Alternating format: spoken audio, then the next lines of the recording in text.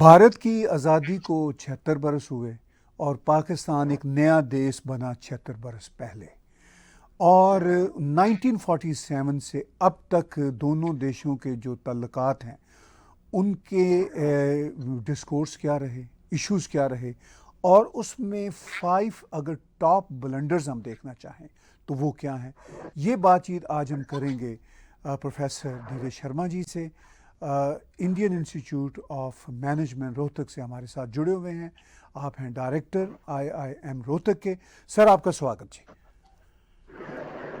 तो sir 5 blunders अगर हम देखना चाहें दोनों तरफ से या एक तरफ से, या सिचुएशन के 5 ब्लंडर्स, सर वो क्या बनते हैं? आपने बड़ा अच्छा सवाल पूछा है और मेरे ख्याल से अपने जो व्यूअर्स लिसनर्स हैं इनको भी एक इंटरेस्ट होगा कि भारत और पाकिस्तान की हिस्ट्री में ब्लंडर्स ही ब्लंडर्स हैं। देयर आर मल्टीपल वंस, तो मुझे थोड़ा सा दिमाग लगाना पड़ेगा कि टॉप 5 ब्लंडर्स क्या हैं।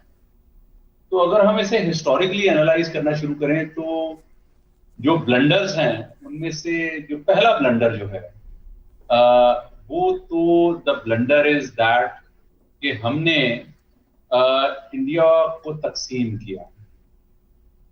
तो इंडिया पाकिस्तान रिलेशन से पहले हम अगर चले जाएं तो the division of India itself is a blunder. I will speak from both the perspective of India as well as from the perspective of Pakistan, just from a scholarly stand point. अगर आप देखें जी, इंडिया जो उस वक्त British India जिसे कहा जाता है उसमें 565 प्रिंसली स्टेट्स थे और उसके अलावा there was territory which was directly governed by the British.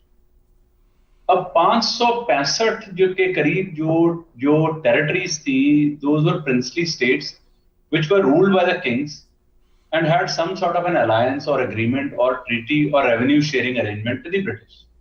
और एडमिनिस्ट्रेटिव ईज उन्होंने कई जगह पर अपना पॉलिटिकल एजेंट भी बिठाया हुआ जो बड़ी स्टेट्स थी ताकि उनसे एक रिलेशन बना रहे।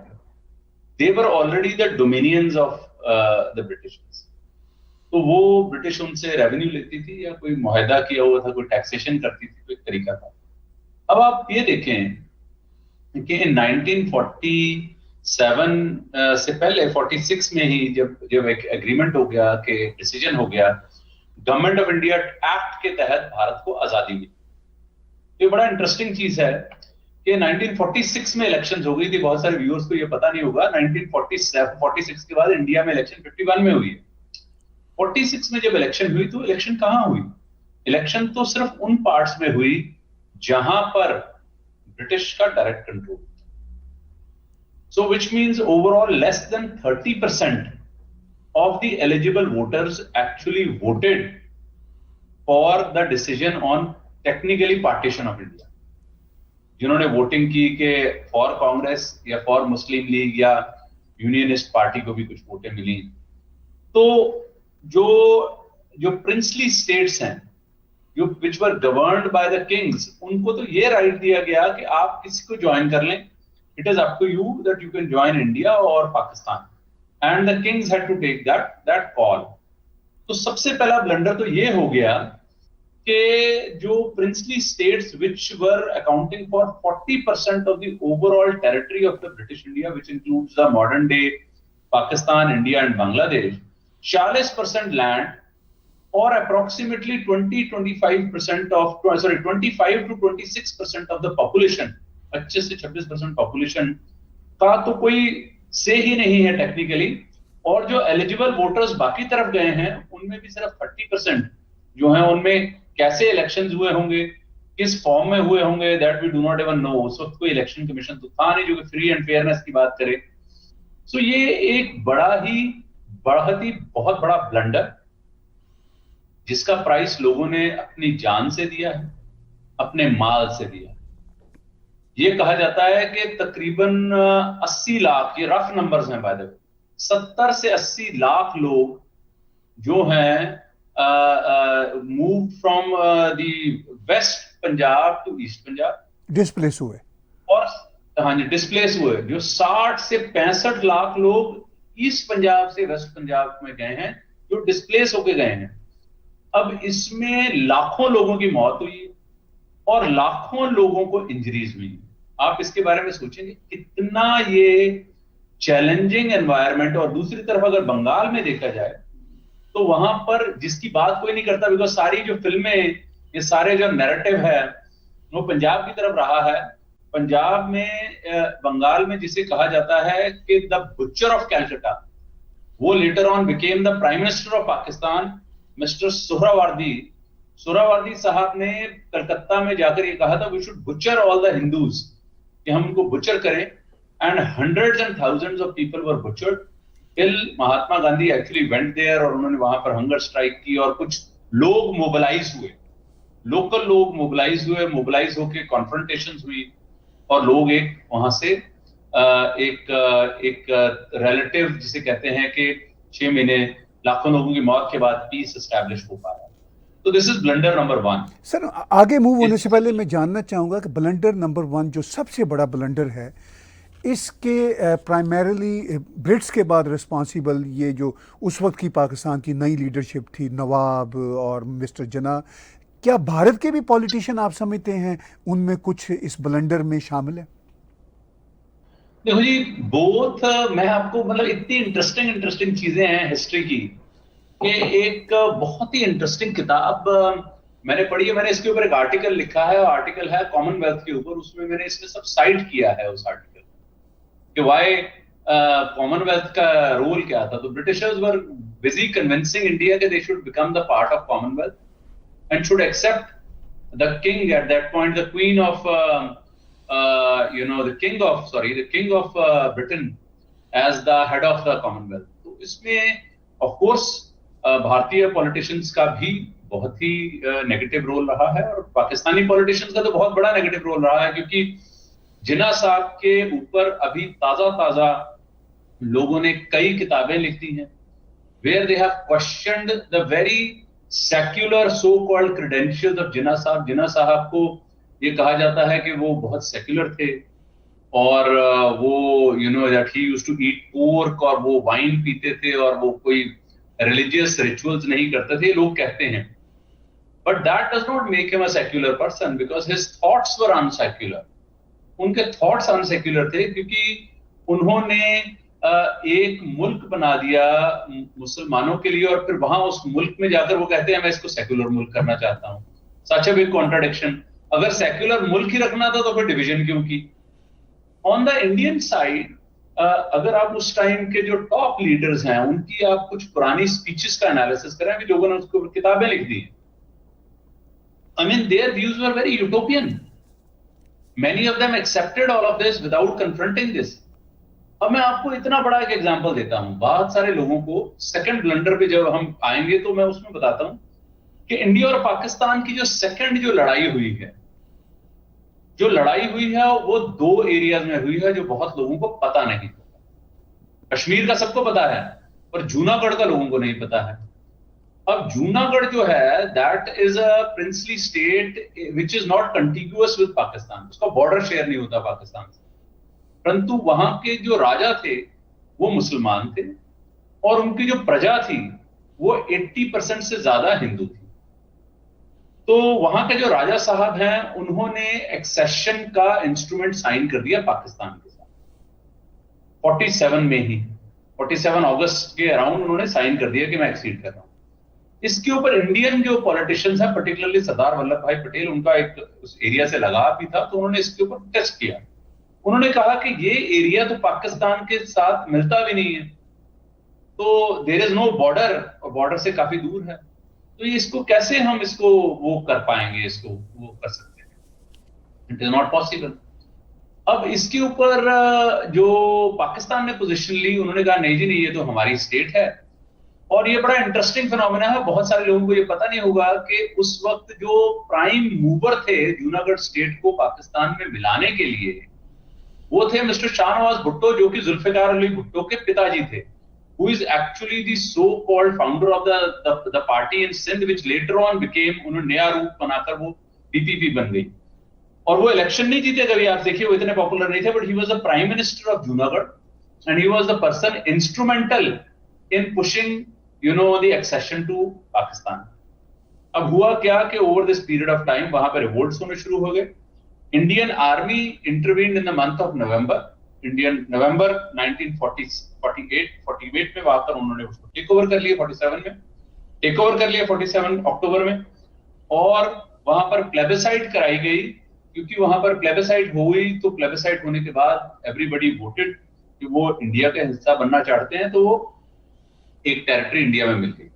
अब कंकरेंटली अब पाकिस्तान की पोजीशन देखिए, this is where Pakistan completely lost the claim over Kashmir, because वो यहां पोजीशन ले चुके हैं। उन्होंने कहा कि राजा ने जो इंस्ट्रूमेंट साइन कर दिया है that is full and final, और कोई प्रजा का कोई रोल नहीं है, प्रजा के ऊपर कोई प्लेबिसाइड नहीं होनी चाहिए, प्रजा का कोई रोल ही नहीं है। They took 180 degree opposite position when it comes to J&K। वहां उन्होंने कहा कि राजा का कोई रोल नहीं है, सारा रोल प्रजा का है। जो प्रजा है that has to be, because the Jammu and Kashmir was Muslim majority. It had at that point in time about 80% Muslim population and only about 20-25% Hindu population। तो उन्होंने कहा नहीं, यहां जो एक्सेशन है वो राजा का नहीं माना जाएगा, यहां प्रजा से पूछा जाएगा। So that's why right at the beginning this second blunder। अब मैं ब्लंडर्स की बात जहां हो रही है और आपके सवाल की बात हो रही है कि इंडियन पॉलिटिशियंस का या पाकिस्तानी पॉलिटिशियंस का रोल कितना है। हमारे व्यूअर्स को जानकर ये सबसे बड़ा अचंभा होगा कि भारत का हेड ऑफ द स्टेट कौन था उस वक्त। It was not Jawaharlal Nehru, it was not Lal Bahadur Shastri, it was not Sardar Patel, it was Lord Mountbatten who was the viceroy of India and commander in chief of the Indian army, जो कि लड़ रही थी। अच्छा, दूसरी तरफ पाकिस्तान में जो उनका chief of the army staff है और Indian chief of the army staff है, जो कि एडवर्सरीज हैं दोनों, बोथ ब्रिटिश। पाकिस्तान में तो ब्रिटिश जो chief of the army staff वो 50s तक रहा है, इंडिया में भी नियरली 50 तक ब्रिटिश आर्मी चीफ रहा है। ये कितनी इंटरेस्टिंग बात है। दो फौजें लड़ रही हैं, दोनों के जो हेड्स हैं वो ब्रिटिश हैं, और वो ब्रिटिश तरीके से लड़ाई करवा रहे हैं, आपस में लोग लड़ रहे हैं और लड़ाई हो रही है टेरिटरी जिनसे उनका कोई सरोकार नहीं है, जिससे वो हाथ धो चुके हैं। उन्होंने कहा तुम फ्री हो। अब these are strategic blunders which have created a situation today for our country and Pakistan also, that we have taken an oath to be adversarial to each other। और adversary position कौन करा रहा है? अब आप देखें, जब पाकिस्तान ने कबायलियों के कवर के अंडर J&K में हमला किया, तो उन्होंने उस वक्त ये कहा जाता है, अभी उसके ऊपर एक और किताब लिखी गई है, वेरी रीसेंट बुक, कि they organised the irregulars into 32 battalions. Pakistan army की 32 बटालियंस इन्होंने उसकी बनाई है, उनको आर्म किया और उनको वहां भेजा। तो वो आर्मी के साथ साथ इर्रेगुलर्स भी आए हैं, वो भी रेजिमेंटेड फॉर्म में आए हैं, they are part of the army.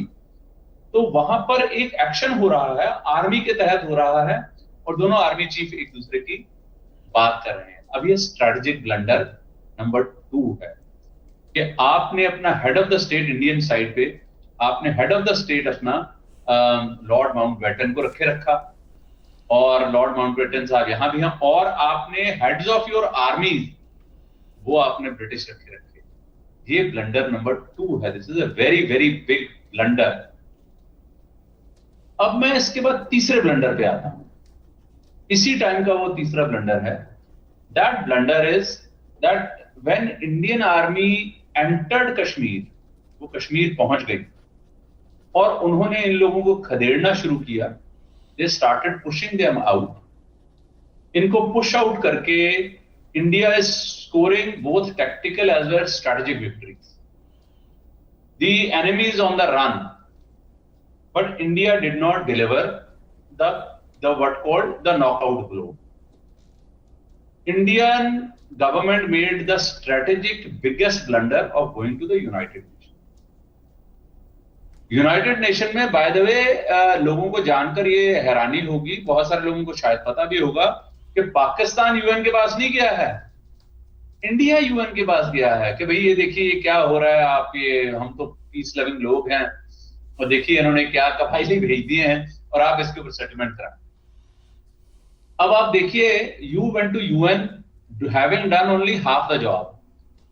Many people should know the story of Major Sher Jang Thapa, who was occupying the fort in now Gilgit-Baltistan region, in the biggest city of, वहां का सबसे बड़ा जो city है जी, वहां पर वो fort में बैठे हुए हैं, उनके पास उनकी फौज है, और शेर जंग थापा साहब जो हैं वो 6 महीने तक, जनवरी 1948 तक लड़ाई लड़ रहे हैं. एंड इंडियन आर्मी की रीएनफोर्समेंट्स उनको नहीं भेजी गई. उन्होंने कहा नहीं जी, हमने जितना ले लिया हम इससे सेटिस्फाइड हैं. And they did not go to the city. आप थोड़ी मेरी मदद करिए जी, मुजफ्फराबाद की बात कर रहे हैं? नहीं, मैं मुजफ्फराबाद की बात नहीं कर रहा. मैं जो जीबी में जो शहर है मैं उसकी बात कर रहा हूँ, जो सबसे बड़ा इनका जो सिटी है. आप मुझे जी, अगर नाम बताएंगे. मैं भी रिकॉल कर रहा हूँ. बालाकोट एक तरफ है, एक तरफ मुजफ्फराबाद है. नहीं, मैं जीबी में जहां सवात वाले एरिया में, अच्छा, जहां उस एरिया में जी, मंगोरा है. द बिगेस्ट सिटी, जी, जहां पर अहमदाबाद नीचे है. दे कंटिन्यूड शेर जंग थापा, मेजर शेर जंग थापा. जी, उनका मैंने he continued to fight for 6 months. 6 महीने जी शेर जंग थापा साहब वहां लड़ते रहे हैं without having any reinforcement of any kind. ये कितना बड़ा स्ट्रेटेजिक मिस्टेक है. गिलगिट एजेंसी में, मैं गिलगिट की बात कर रहा अच्छा था जी, गिलगिट के अंदर स्कार्दू में, स्कार्दू फोर्ट के अंदर 6 महीने उन्होंने लड़ाई लड़ी है. और 23 दिसंबर से लेकर 2 दिसंबर तक तो ऐसे हालात हो गए थे, वहां पे स्नोफॉल हो गई. 400 बंदों के साथ वो वहां पे ट्रैप्ड रहे. और उनको, जबकि उनके ऊपर मतलब उनके हालात इतने बिगड़ गए कि फरवरी से लेकर अगस्त 1948 तक उनके पास ना एम्युनिशन बचा, ना उनके पास कोई रीइंफोर्समेंट बचे. तो उनको कैप्चर किया गया. ये तो फॉर्चुनेट बात ये थी कि उनकी एसोसिएशन डगलस ग्रेसी साहब के साथ थी. डगलस ग्रेसी साहब वो हैं जो कि उस वक्त पाकिस्तान आर्मी के चीफ थे. अब आप देखिए जी, पाकिस्तान आर्मी के चीफ अंग्रेज थे, और उनके नीचे शेरजंग थापा साहब ने सर्विस की हुई थी. तो he was spared. Sherjung Thapa साहब retired as a brigadier later, and Mahavir Chakra उनको मिला है. और आप ये देखें कि he was the chief of the army staff, Douglas साहब till 1951. और उनके पहले भी जो chief of the army staff थे वो थे, उनका नाम है again Frank Walter's, general Frank Walter's, जो उनके जनरल थे. वो इन्होंने उनको स्पेयर किया गया. This is such a big blunder. आज हम जब बात करते हैं पाकिस्तान ऑक्यूपाइड कश्मीर के, तो हम एबटाबाद और मुजफ्फराबाद और बालाकोट की बात करते हैं. We never talk about Gilgit, we never talk about Baltistan, we never talk about the city of Skardu. ये एक स्ट्रेटेजिक ब्लंडर है. अब आप देखें इसका भी आउटकम क्या निकला. इसका आउटकम जो है, बहुत सारे लोग पाकिस्तानी बार बार लोगों को बेवकूफ बनाते हैं और ये कहते हैं कि यूएन रेजोल्यूशंस को लागू किया जाए. अब यूएन रेजोल्यूशन मैं आपको पढ़ देता हूं. यूएन रेजोल्यूशन ये कहता है, पॉइंट नंबर 1, वो कहता है कि all hostilities must first cease. ये पहला number 1 point. Point number 2, all both the countries will withdraw all their military from the state of Jammu and Kashmir except India will maintain a minimum force for maintaining law and order in the entire state of J&K. And then plebiscite will be held under UN observers. ठीक है जी. तो पहली precondition क्या है कि पाकिस्तान अपनी military हटाएगा, India अपनी military बाद में हटाएगा, पर इंडिया वहां पर मिनिमम फोर्स रखेगा for law and order. Pakistan नहीं रखेगा, इंडिया रखेगा. फिर प्लेबिसाइड होगी. तो अगर पाकिस्तानी ये चाहते हैं कि वो they are truly interested in J&K and truly interested in Kashmiris, they should withdraw. They should remove their army, not just from Pakistan occupied Kashmir, but from Gilgit-Baltistan. गिलगिट-बाल्टिस्तान से भी हटाएं और फिर चलिए आप करवा के देख लीजिए प्लेबिसाइड, उसके बाद क्या होता है वो आपको पता लग जाएगा। और आप वो कभी नहीं करवा पाएंगे, because this leads me to the fourth blunder. Indo Pak relationship में चौथा ब्लंडर है जिसकी वजह से आप कभी ये करा नहीं सकते। और वो इसलिए नहीं करा सकते कि 1963, 62, 63, 61 के बीच में, 61 to 63, पाकिस्तान ने जे.एंड.के का एक बहुत ही बड़ा एरिया जिसको हम सक्षम वैली कहते हैं वो चाइना को दे दिया है अंडर एन एग्रीमेंट। तो उस वैली को चाइना को जब दे दिया है तो आप वहां पर प्लेबिसाइड कैसे कराएंगे जी? अब मैं ये जानना चाहता हूं, how will the plebiscite take place when now the Chinese are also involved? Now the Chinese are also involved. तो आप अब ट्राइपार्टाइट यूएन रेजोल्यूशन तो सिर्फ इंडिया और पाकिस्तान की बात कर रहा है। जो शख्सगम वैली है, it is not a small area जहां से आपका काराकोरम हाईवे निकल रहा है। It is 5200 square kilometre of area, जो कि जो सो कॉल्ड चाइना ने अपनी, जिसे वो जिनशियन प्रोविंस बोलते हैं जहां सारे उइगर रहते हैं, उसमें मिला दिया है। अब सिनो agreement of 1963 categorically gives the complete control of this region to China, and Pakistan recognizes that this area has complete Chinese sovereignty, and in return China says that Pakistan has complete suzerainty and sovereignty over the Gilgit agency. अब इसमें stake holder दो नहीं है जी, अब इसमें stake holder आ गए 3, और अगर आप कश्मीरी आबादी को गिन लेंगे तो then there are stakeholder number 4.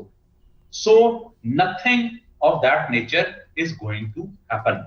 So the strategic blunder number 4 which was committed was by Pakistan, if they were truly interested in the well-being of Jammu and Kashmir and well-being of the people of Kashmir, if they were truly interested in the so-called Azadi of Azad Kashmir, they would not have suo motu given 5,200 square kilometer region of Shaksgam Valley bordering with the Xinjiang province of Kashmir to China under 1963 सिनो-पाकिस्तान treaty.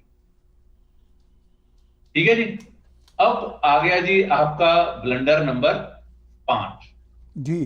India Pakistan relation. Blunder number 5 के बारे में तफसील जानने से पहले एक सवाल उठ रहा है कि मैं भूल ना जाऊं, चाइना ने कभी यूएनओ में जाके अपनी पार्टी या अपने उसमें पार्टनरशिप की बात नहीं की कश्मीर इशू में, इसकी क्या वजह है? चाइना को पता है China itself is an adversary, China is an annexure. China ने इटसेल्फ 1963 में तो पाकिस्तान ने चाइना को दी है, 1962 में चाइना ने जे.एंड.के का बहुत बड़ा हिस्सा जिसे हम बोलते हैं अक्सा चिन, अक्सा चिन एरिया को उन्होंने एनेक्स किया है, which we know. Aksai Chin area जी, अब अक्सा चिन जो एरिया है that area is on the side of Leh, जहां ये डोकलाम वगैरह जहां अभी रिसेंट कॉन्फ्लिक्ट्स हुए हैं. अब इस एरिया में उस वक्त नेहरू साहब ने एक बहुत बड़ा उनसे ब्लंडर स्टेटमेंट है उनकी. उन्होंने कहा not even a blade of grass grows there, which is true. Not even a blade of grass grows there, but उस एरिया की स्ट्रेटेजिक इंपॉर्टेंस है बिकॉज वो गेटवे है. चाइना से तिब्बत को एक्सेस करना इज वेरी डिफिकल्ट.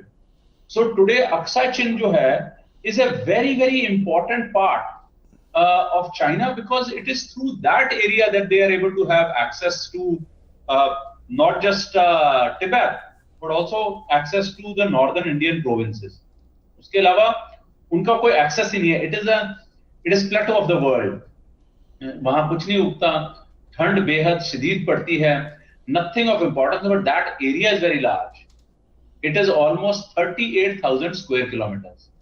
अब आप सोचिए कि 38,000 स्क्वायर किलोमीटर तो ये चाइना ने ले लिया, 5200 स्क्वायर किलोमीटर पाकिस्तान से ले लिया. सो टेक्निकली 43,000 स्क्वायर किलोमीटर के ऊपर चाइना बैठा है.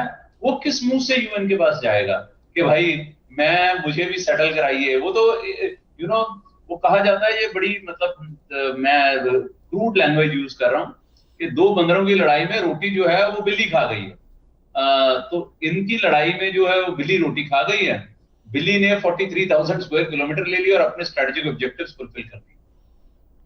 सो ये बड़ा ही आपने जबरदस्त क्वेश्चन पूछा कि चाइना क्यों नहीं जाता। चाइना जा ही नहीं सकता। चाइना का कोई China is actually an aggressor in this entire point. तो एग्रेसर किस मुंह से जाएगा? एग्रेसर जाने वाले तो हम हैं, हमें जाना चाहिए। And it is a disputed area, India continues to dispute it.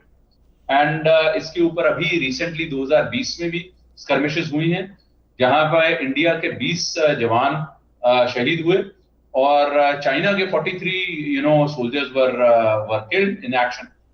And it remains a tense area, although de-escalation process has taken place, but it still is a hot spot. It's a hot point, and that's in the Aksai region. जी, पांचवा जो आप blunder है उसकी तरफ जा रहे थे। अब पांचवा ब्लंडर आ जाता है जी 1965 में। 1965 में अब ये पाकिस्तान ने एक बहुत बड़ा, बिल्कुल ही जिसे कहते हैं बेवकूफाना ब्लंडर किया। वो उन्होंने पाकिस्तान ने इंडिया के ऊपर अटैक कर दिया। अगेन वही सेम पुरानी घिसी पिटी स्ट्रेटजी कि हम अपने कबायली, अपने फौजी कबायली बनाकर, लोकल बनाकर वहां पे एक रेवोल्यूशन पैदा करेंगे, फिर हम फौज को भेज देंगे और इंडिया कुछ नहीं करेगा, इंडिया वहां पे रहेगा। अब वो 65 में इन्होंने ये सब फिर किया। शास्त्री जी नए आए हुए थे, तो ये जो नए नए प्राइम मिनिस्टर्स को हमेशा पाकिस्तान टेस्ट करता है, and this was a test for him, but they did not expect Lal Bahadur Shastri ji to be such a strong leader. उन्होंने पंजाब में फ्रंट खोल दिया, राजस्थान में फ्रंट खोल दिया, और हालात ये हो गए कि बहुत सारे लोग आज तक ये कहते हैं कि 1965 वॉर वाज अ स्टेलमेट। मैं आपको नंबर्स दे दूंगा जी, I will give you numbers. Numbers से आप अंदाजा लगा सकते हैं कि ये नंबर्स जो हैं, ये मेरे नंबर्स नहीं हैं। These numbers are the numbers of the United Nations as well as the numbers of CIA unclassified reports which at that time वो केबल्स भेजते थे। आज की डेट में ये केबल्स फ्रीली अवेलेबल हैं, तो जो रिसर्चर्स हैं वो इन केबल्स के ऊपर सर्च कर सकते हैं और मैसेजेस पढ़ सकते हैं। उसमें डिटेल्ड तफसील से लिखा हुआ है कि what were the events of that point in time. The total conflict जो है ये 65 का, it lasted for about 5 months, of which the active war time was about a month and a half. बाकी तो skirmishes J&K में हो रही थी। इसमें अब मैं आपको ये बताता हूं जी कि ओवरऑल जिसे हम कहेंगे, अगर हम न्यूट्रल क्लेम्स भी पकड़ लें, तो इंडिया और पाकिस्तान के मैन टू मैन जो रफ नंबर्स हैं, Pakistan lost about 4,000 man, India lost about 3,000। ये मैं आपको पहला नंबर बता दूं, तो पाकिस्तान के 4,000 आदमी मरे हैं, इंडिया के 3,000। पाकिस्तान लॉस्ट अबाउट, वहां पे तो पैटर्न एक वो पैटर्न टैंक्स की एक शहर ही बना हुआ है वहां पर, बैटल ऑफ असल उत्तर, इसके ऊपर बात भी होती है। 300 के करीब पाकिस्तान टैंक लूज किया, इंडिया लॉस्ट अराउंड 150 टैंक्स। अब सबसे इंटरेस्टिंग चीज है कि India lost about 540 square kilometre of territory, 540 square kilometre रफली। ये न्यूट्रल प्लेन्स और CIA केबल्स की मैं बात कर रहा हूं जहां ये अवेलेबल है। And Pakistan lost nearly 1,850 square kilometers, which means 4 times the area Pakistan lost. And the interesting part here is that in 1965 war, Indian army was only 10 to 15 kilometers away from the heart of Lahore. और अगर आज की date को अगर आप पकड़ लेना, तो बुर्की जो है, आप पाकिस्तान से वाकिफ हैं, जी जी जी, जो बुर्की है वो अब शहर का सेंटर है। मतलब नॉट सेंटर, मतलब शहर के बिल्कुल मतलब लगा हुआ एरिया, सटा हुआ एरिया है जी, लाहौर डिफेंस के साथ है, और डिफेंस के बिल्कुल साथ है। आपने सही पकड़ा, जहां पे आज जो वहां की जो सबसे प्रीमियम एस्टेट है उसके साथ बुर्की लगता है। ऐसा ही। बुर्की पुलिस चौकी was captured by Indian army इन 1965। तो ये स्ट्रेटेजिक ब्लंडर ये है कि बिना किसी बात के पाकिस्तान एक ग्रोइंग इकोनॉमी था, इंडिया से फास्ट ग्रो कर रहा था, और उन्होंने बैठे बिठाए ये ब्लंडर कर दिया। ब्लंडर करने से इंडिया का नुकसान ये हुआ कि इंडिया ने उसके बाद बहुत हैवी मॉडर्नाइजेशन फौज की करनी शुरू की, फौज में इन्वेस्टमेंट बहुत ज्यादा करनी शुरू कर दी, जिससे कि एक डाइग्रेशन सा ही हो गया कि you have to prepare, because we knew कि अब हमारे एडवर्सरी जो हैं वो चाइना तो है, ये पाकिस्तान भी एक एडवर्सरी हमारा नया बन गया है। एंड पाकिस्तान का नुकसान ये हुआ कि their so called decade of development came to a halt and Pakistan took a reverse trajectory and started losing money globally. इसके दौरान ताशकंद एग्रीमेंट साइन हुआ। ताशकंद एग्रीमेंट के तहत ये कैटेगोरिकली डिसाइड किया गया कि ये अपने डिस्प्यूट्स को इंडिया और पाकिस्तान पीसफुली हैंडल करेगा और they will not engage in propaganda. अब देखिए, ये पाकिस्तान ने एग्रीमेंट साइन किया हुआ है कि वो प्रोपेगेंडा नहीं करेंगे इंडिया में कुछ भी, और आज तक वो प्रोपेगेंडा चल रहा है। This was the blunder number 5। हम 10 करेंगे अगर आप परमिट करेंगे, एक दो और हैं आपकी परमिशन से, तो आप परमिट करेंगे तो एक दो और ब्लंडर्स हम बता देंगे। नहीं, जरूर जरूर, एक दो और जो इसमें शामिल हो सकते हैं वो भी कीजिए। और बहुत सारे सवालात मेरे जहन में पैदा हो रहे हैं, और एक दो ब्लंडर आपके सुनने के बाद मैं जोड़ूंगा आज की सूरत हाल के साथ हालात को। जी बताइए, और क्या इंपॉर्टेंट? अगला ब्लंडर ये है जी कि इसके बाद 1971 में शिमला एग्रीमेंट हुआ है। अब इंडिया पाकिस्तान ने फिर से लड़ाई लड़ ली। अब लड़ाई तो लड़ ली, उसमें बांग्लादेश बन गया। अब मैं आपको ये एक और कैरेक्टर बताता हूं of the elite society of Pakistan का। I am sure 99.9% of people would not even know of this subject. This subject is called stranded Pakistanis. Stranded Pakistani पता कौन है जी? Stranded Pakistani वो पाकिस्तानी हैं जो बांग्लादेश में रह गए जब बांग्लादेश आजाद हो गया, और स्ट्रैंडेड बांग्लादेशी वो हैं जो बंगाली लोग हैं जो पाकिस्तान में रह गए after the creation of Bangladesh as a country. मैं नंबर दूंगा, आप चौंकेंगे। पाकिस्तान से तकरीबन 1,10,000 के करीब, 1,08,000 समथिंग नंबर है एक्चुअली, लोग ऑफिशियली जो पाकिस्तान से बांग्लादेश शिफ्ट हुए 72-73 में, और वो सिटीजनशिप को एक्ट को अमेंड करना पड़ा उनको वहां पे लेने के लिए। उसके बाद 1,21,000 या 22,000 लोग जो हैं वो बांग्लादेश से पाकिस्तान गए, ऑफिशियली इनको ले जाया, और तकरीबन 6,500 जो प्रिजनर्स हैं वो भी इंडिया ने उस वक्त छोड़े, और 90,000 के अलावा जो प्रिजनर्स ऑफ वॉर और थे वो भी छोड़े। उसमें जो नियाजी साहब हैं वो भी, उनको भी भेजा गया था वहां वापस, उनको भी इतने साल, 1-2 साल रखे। So what happened that during the course of this there were almost 3 lakh Pakistani lower level civil servants, lower level police officers, lower level clerical staff of various public sector organizations who were stranded in Bangladesh. And Pakistan's foreign minister at that time, उनका नाम कोई कोमल नाम था, मुझे पूरा नाम याद नहीं आ रहा, कोमल नाम उनका था, और उन्होंने 73 में ये एग्रीमेंट साइन किया था। और मैं उनका अगर आप पूरा नाम, अगर मुझे 1 सेकंड देंगे तो मैं आपको शायद उनका पूरा नाम भी बता सकता हूं। उनका नाम जी, कोमल जी ने,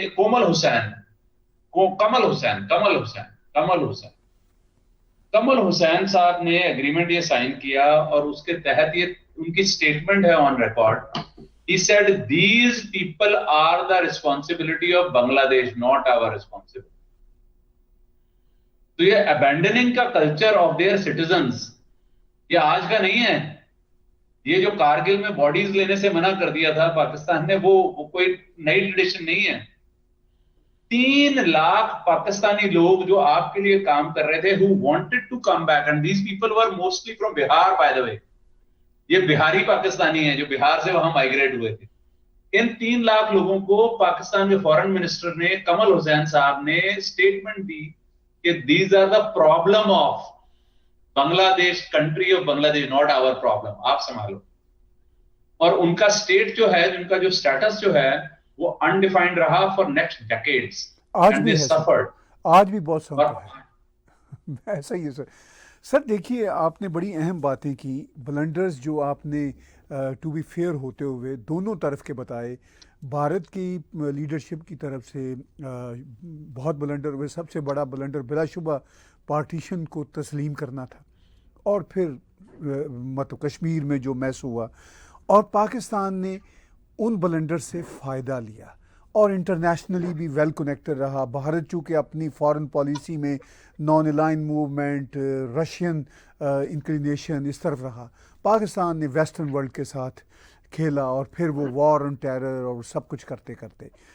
आपने बिल्कुल सही कहा कि एक ज़माना था कि लगता था कि पाकिस्तान शायद आगे जा रहा है, 60s अर्ली 60s में, और जंगें हारने के बावजूद भी, 65 की 71 की जंगें हारने के बावजूद भी, इवन ये वॉर ऑन टेरर के ज़माने तक यही लगता था। यानी 90s में वॉर ऑन टेरर तो 2000 से शुरू होती है, लेकिन 90s में ये रशियन जहाद, और इसके बावजूद लगता था कि पाकिस्तान इज़ डूइंग ओके। लेकिन आज हम देखते हैं सर, 2023 में 76 बरसों के बाद पाकिस्तान खौफनाक मैस में है। चाहे वो सोशल फैब्रिक हो, चाहे वो इकोनॉमिक फैब्रिक हो, चाहे वो पॉलिटिकल फैब्रिक हो, चाहे वो सोसाइटल स्ट्रक्चर हो, खौफनाक मैस में है। और भारत दुनिया की तीसरी बड़ी इकॉनमी, मतलब चौथी तो ऑफिशियल है, तीसरी बड़ी इकॉनमी के रास्ते में है, और पूरी दुनिया उसको स्टेक होल्डर तस्लीम करती है।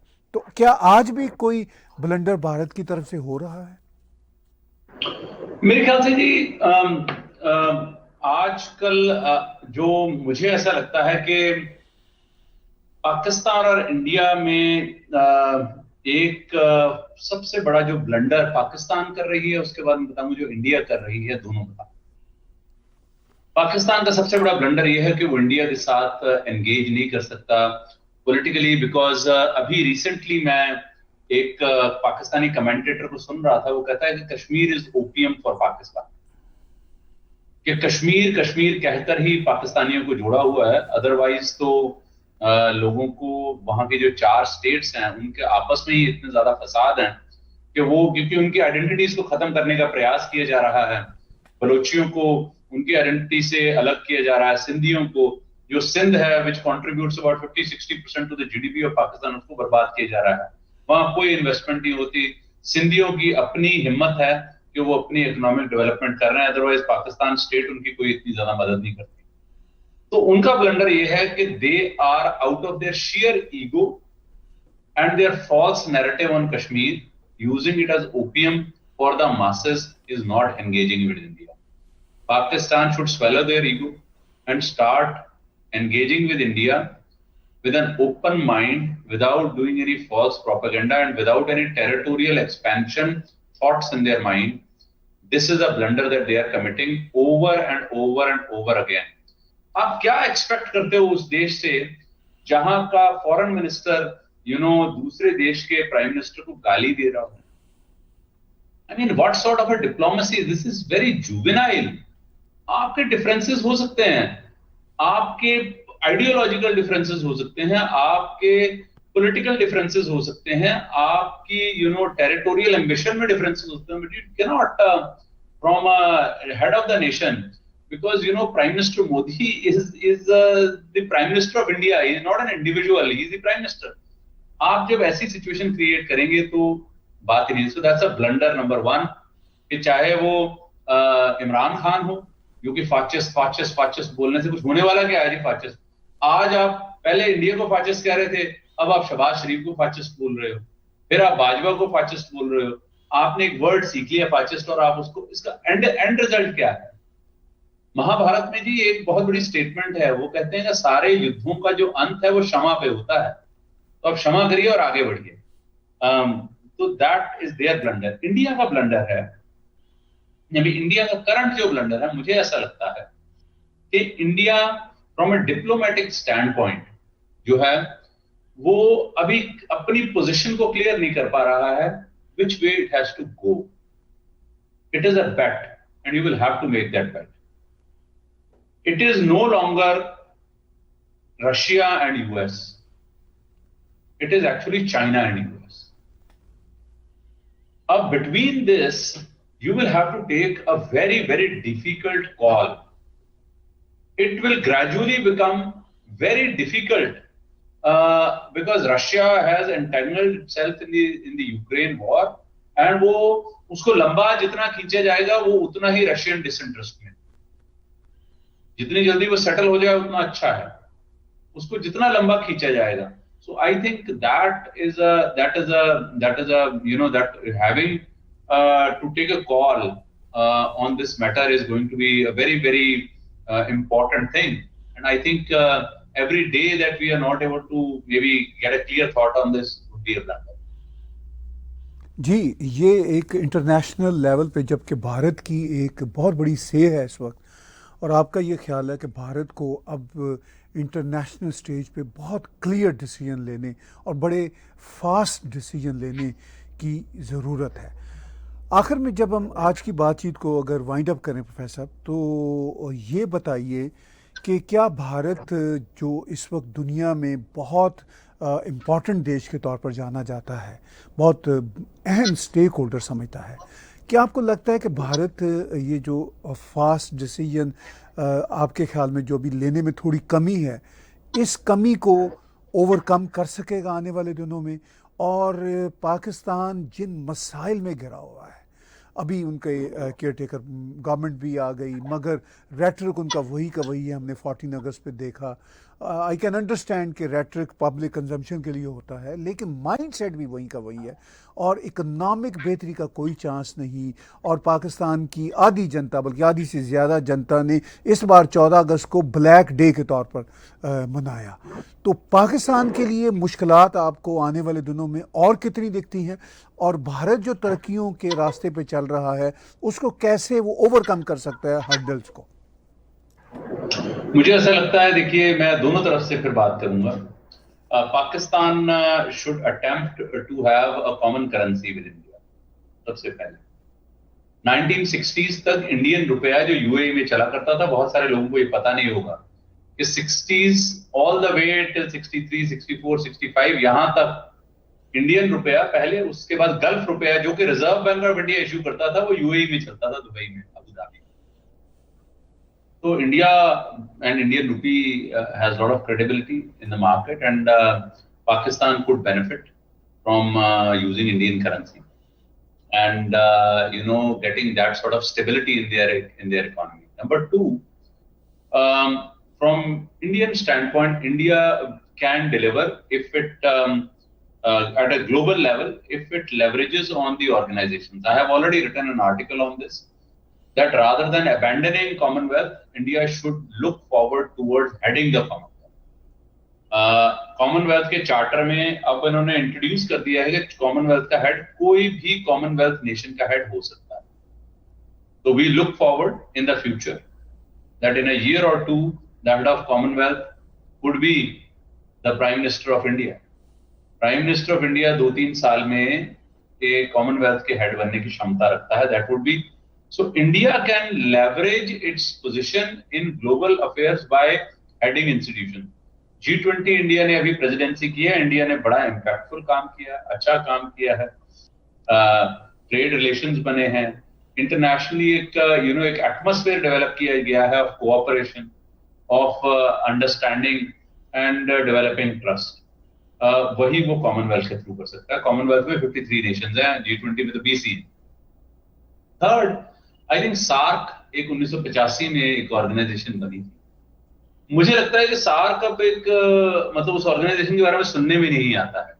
Again Pakistan would be better off and India would also be better off if SAARC as an organization can have delivery on its key objectives, जिसकी वजह से वो ऑर्गेनाइजेशन बनी. एंड अगर सार्क को दोबारा रिवाइव किया जाए, and it is through the mechanisms of SAARC which is the South Asian Association for Regional Cooperation, इसके ऊपर अगर leverage किया जाए and using that as a parameter to create stability in this entire region, India must take leadership role in that.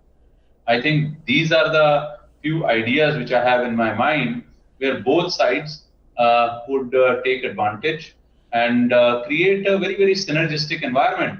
अब देखिए कि India Pakistan का एक होना तो I don't think even India would like कि हम पाकिस्तान को अपने साथ जोड़ लें.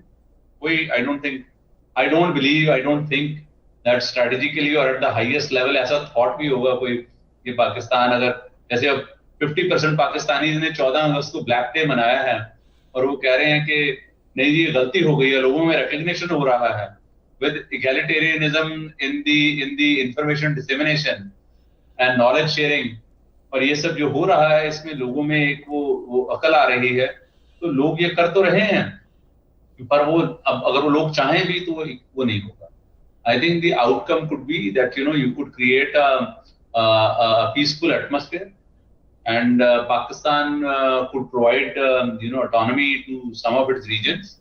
उनकी social identity सिंध की, खैबर पख्तूनख्वा की, बलूचिस्तान की, उनको रिटेन करने दें, उनको फ्रीडम दें, वहां के लोगों को परेशान करना बंद करें और इंडिया के साथ कोऑपरेशन करें और कॉमन करेंसी करें या वीजा एक्सचेंज. सार्क में ये प्रोविजन था रीजनल वीजा एक्सचेंज का, अगर सार्क के थ्रू ये ऑपरेट करेंगे तो रीजनल वीजा एक्सचेंज भी हो जाएगा, लोगों का आना जाना ट्रेड होना शुरू हो जाएगा and there will be maturity in the way they will transact business going forward. जी, बहुत आखिर में इस बात पे तबसरा कीजिए. आपने कहा कि पाकिस्तान के इंटरेस्ट में है कि वो इंडियन करेंसी के साथ अपनी करेंसी को एफिलिएट कर ले, मगर पाकिस्तान की इकॉनमी तो इतनी डामाडोल है धीरज भाई, वो कैसे इंडिया के साथ अपने आप को एट पार ला सकते हैं? एक तो अपनी करेंसी की वजह से, दूसरा जिस तरह का रेटरिक उन्होंने इंडिया के खिलाफ अभी तक मेंटेन रखा हुआ है, और तीसरा जो माइंडसेट है, दिखाने के लिए वो रेटरिक चेंज भी कर लें मगर माइंडसेट जब तक चेंज नहीं करेंगे तब तक वो कैसे इंडिया के साथ शाने से शाना मिला के चल सकते हैं? और आपने सार्क का जिक्र किया, सार्क का फ्यूचर इसीलिए ख़राब हुआ कि पाकिस्तान का इंडिया के साथ कभी भी नाता अच्छा नहीं बन सका और पाकिस्तान का रेटरिक भी ख़राब रहा और टेररिज्म भी चलती रही. तो सार्क का फ्यूचर भी पाकिस्तान के माइंडसेट के साथ जुड़ा हुआ है. तो आपको कोई चांस नज़र आता है कि इतने बुरे हालात में अब पाकिस्तान एकदम से अपने आप को चेंज कर लेगा, बेहतर कर लेगा? You can call me an eternal optimist, मैं तो ऑप्टिमिज्म रख रहा हूँ, बट अगर आप मुझे प्रोबेबिलिस्टिक बात करेंगे तो मुझे नहीं लगता कि पाकिस्तान की पोजीशन में कोई चेंज आने वाला है.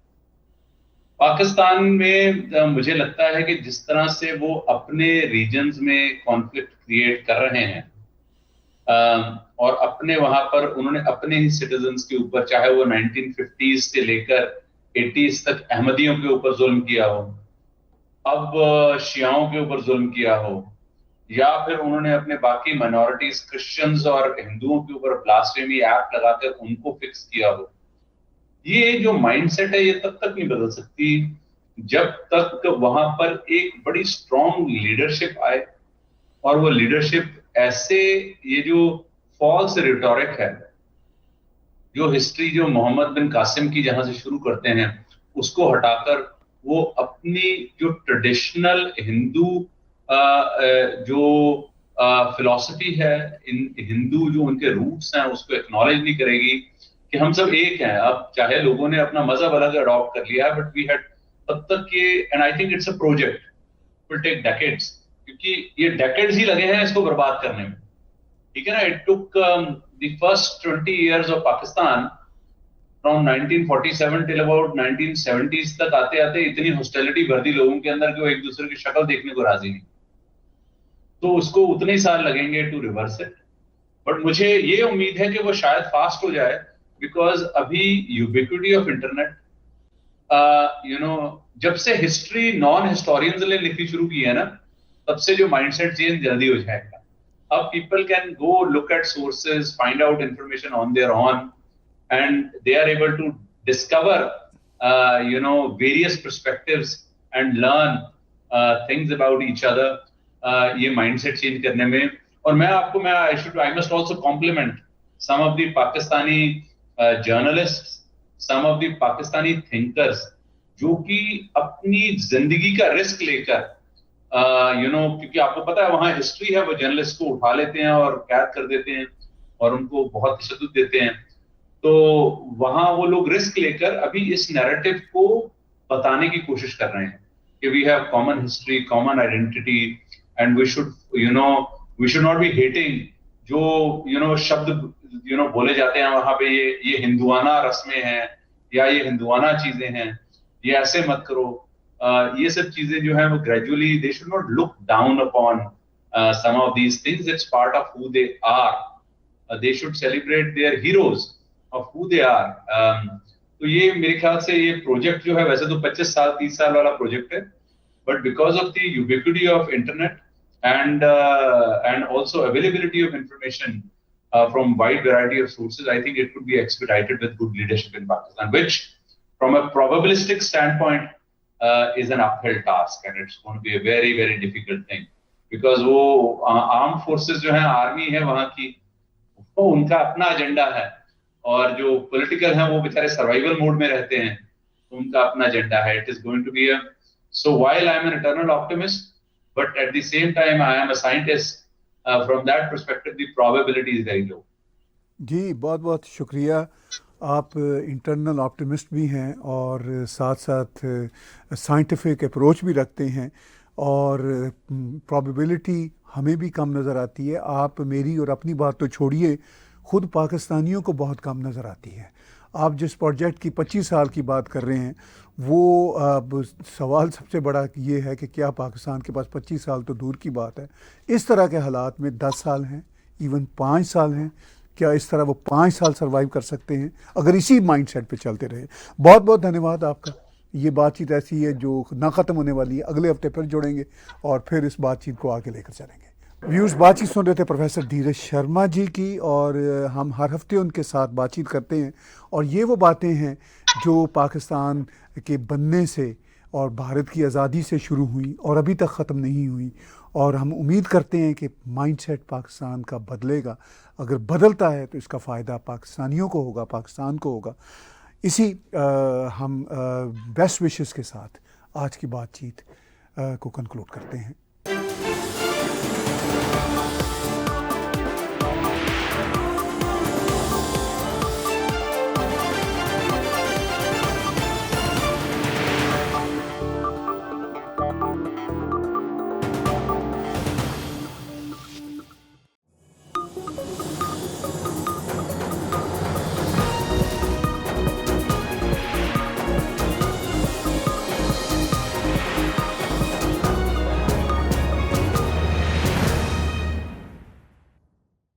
Subscribe TAG TV YouTube channel and press the notification button.